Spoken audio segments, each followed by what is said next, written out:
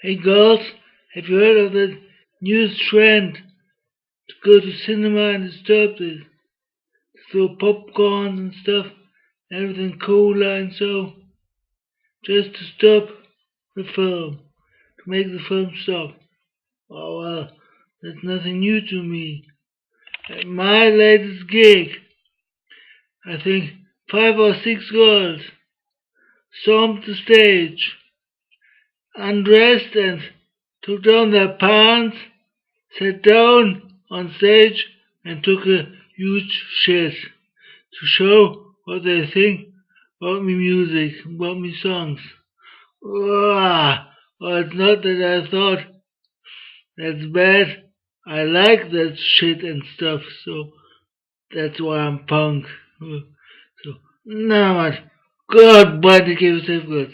Wow, what was this? After the gig, me and my band had to eat the shit from stage to make it clean again. That was I was sick for weeks then. So now, good body keeps it good. Ah, yeah.